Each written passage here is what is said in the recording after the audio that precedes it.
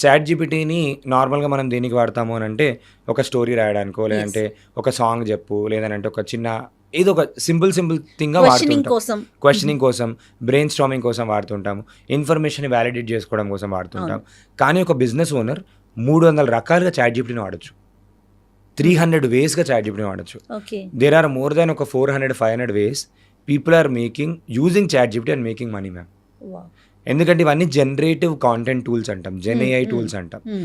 అంటే ఇది ట్రైనింగ్ తీసుకొని దానికున్న నాలెడ్జ్‌తోని జనరేట్ చేసిస్తుంది రైట్. కాంటెంట్‌ని. ఆ! అది ఎన్ని విధాలుగా కావాలంటే అన్ని విధాలుగా జనరేట్ చేసిస్తుంది. రైట్. ఫర్ ఎగ్జాంపుల్ నా బిజినెస్ ప్రమోట్ కావడానికి 365 రోజులు, 365 రకాలుగా, 365 స్టోరీస్‌తోని నాకు మొత్తం రాసివ్వు అంటే 365 స్టోరీస్ రాసిస్తుంది.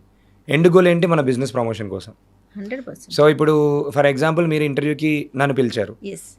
మీ గురించి నేను మొత్తం ముందే డీటెయిల్స్ ఇచ్చి చాట్ జీపీటీకి, జయా మేడం నాకు ఎటువంటి క్వెషన్స్ అడగొచ్చు అని చెప్పి నేను చాట్ జీపీటీని అడిగినా, మీ మొత్తం అంతా డేటాని స్టడీ చేసి, నాకున్న ప్రొఫైల్‌కి మీరు ఎటువంటి క్వెషన్‌లు అడుగుతారో గెస్ చేసి ముందే నాకు చెప్పేస్తుంది. హ్మ్. సో, ఇప్పుడు గెస్ చేసి చెప్పినప్పుడు నేను దానికి ప్రిపేర్ అయ్యి వస్తే నేను 100% చేయగలుగుతాను. Same exactly. Way with exam also. Yes. Yes. Yes. ఎగ్జామ్‌లో క్వెషన్ పేపర్ గెస్ చేయడానికి కూడా మనం చాట్ జీపీటీని యూజ్ చేసుకోవచ్చు. ఓకే. అండ్ సేల్స్‌లో చాలా బాగా హెల్ప్ అవుతుంది. ఆహా! ఫర్ ఎగ్జాంపుల్ ఒక డాక్టర్ దగ్గరికి నేను వెళ్తున్నాను. నేను రియల్ ఎస్టేట్ కంపెనీ అనుకుందాం. ఒక డాక్టర్ దగ్గరికి వెళ్ళినప్పుడు డాక్టర్ మైండ్‌లో ఉండే 200 క్వెషన్‌లకి నాకు ఆన్సర్ తెలుసనుకోండి. కాన్ఫిడెంట్‌గా క్లోజ్ చేయగలుగుతానా లేదా? యెస్. సో, సేల్స్ ఆబ్జెక్షన్స్ అంటాం. మనము చాట్ జీపీటీకి వెళ్లి చాట్ జీపీటీ నేను ఈ పలానా డాక్టర్ దగ్గరికి వెళ్తున్నాను. ఈ డాక్టర్ నా ప్లాట్ ఎట్లన్నా తీసుకోవాలి. అంతే. హ్మ్. ఎండ్ గోల్ నేను తీసుకోవాలి. యెస్ చెప్పించుకొనే రావాలి. ఈ ప్లాట్ అమ్మడానికి వెళ్ళినప్పుడు ఆబ్జెక్షన్స్ ఏమేమి రైజ్ చేస్తాడో అవన్నీ క్వెషన్స్ నాకు రాసివ్వు. ముందుగానే మనం క్వెషన్స్ ముందుగానే రాసివ్వు. తర్వాత మనం ఆలోచించాల్సిన అవసరం లేదు. పైన రాసిచ్చిన క్వెషన్స్ అన్నిటికి నువ్వే ఆన్సర్స్ రాసివ్వు. క్వెషన్స్ ఇస్తుంది, ఆన్సర్స్ ఆన్సర్స్ ఇస్తుంది. ఇస్తుంది. మొత్తం చదువుకొని కాన్ఫిడెంట్‌గా ఎళ్లి ఏమైతే అడుగుతాడో తెలుసు, దానికి ఏం ఆన్సరో తెలుసు. ఈజీగా సేల్స్ ఈజీగా క్లోజ్ చేసుకొని రాగలుగుతాం. రైట్. సూపర్. So, super. అంటే చూడండి ఒక నార్మల్ పర్సన్ కూడా ఇంత ఎఫెక్టివ్‌గా దానికి ఉన్న స్కిల్‌ని యూజ్ చేసుకొని he was able to do అనంటే that is just because of the power of technology అని చెప్పుకోవచ్చు. ఎగ్జాక్ట్‌లీ నిఖిల్‌జీ. యాహ్! అయితే ఇప్పుడు ఒక రకంగా చెప్పాలి అంటే మా అందరికన్నా మీరు ముందున్నారు. చాలా మందిలో మీరు కూడా ఒకరు సంథింగ్ యెస్. డిఫరెంట్ ఏఐకి సంబంధించి.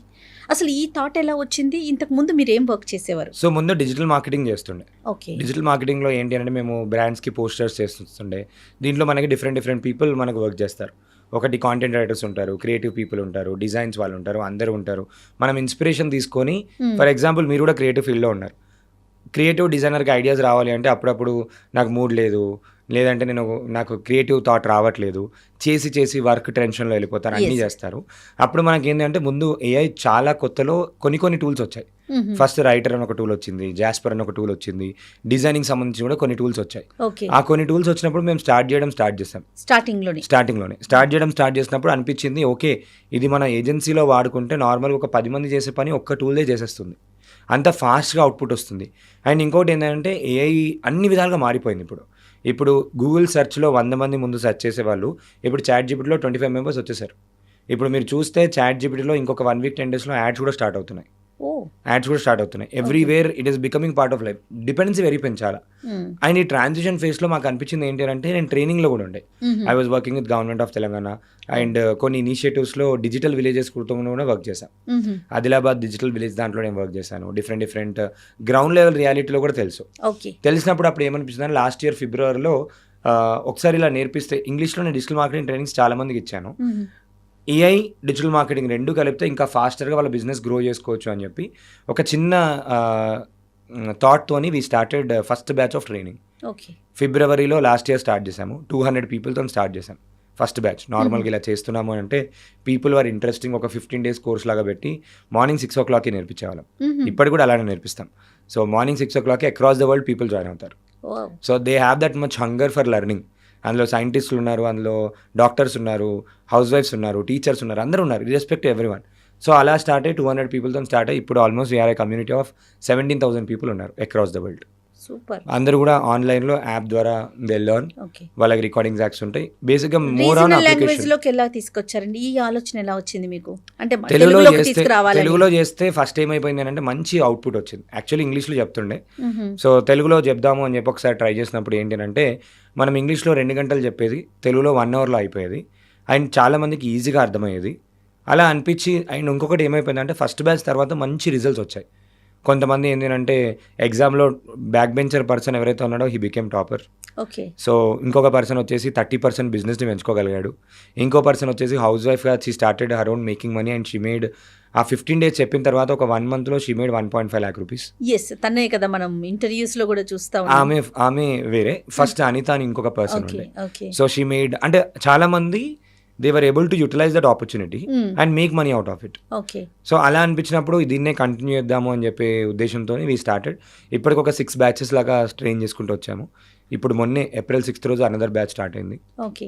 సో అలా వీఆర్ డూయింగ్ ఇట్. ఎవ్రీడే అంటే ఎన్ని అవర్స్ ఉంటుందండి క్లాస్? ఎవ్రీడే 1.5 hour ఉంటుంది. మార్నింగ్ 6 o'clock to 7:30 వరకు ఉంటుంది. ఈవినింగ్ 7:30 to 9 ఒకటి ఉంటుంది. 2 batches. 2 batches. మార్నింగ్ అయినా అటెండ్ అవ్వచ్చు, ఈవినింగ్ అయినా అటెండ్ అవ్వచ్చు.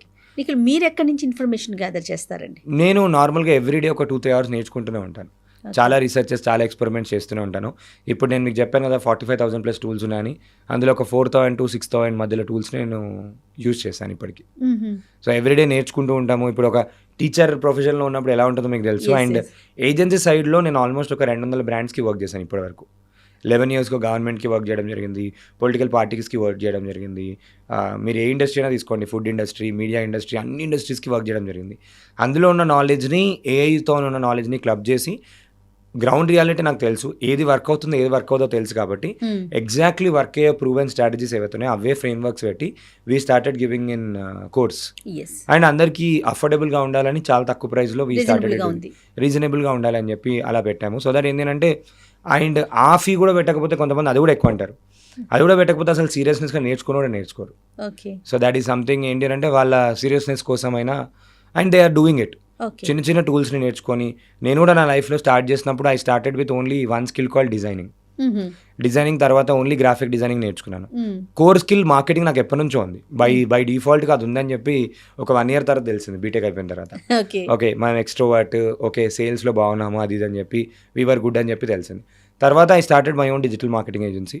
తర్వాత వెబ్ డిజైనింగ్ అని ఒకటి నేర్చుకున్నాను. ఆ స్కిల్ ఈ 2 skills సరిపోయాయి. మార్కెటింగ్ స్కిల్స్తోనే డిజిటల్ మార్కెటింగ్ ఏజెన్సీ పెట్టాము. So digital marketing agency was also doing good.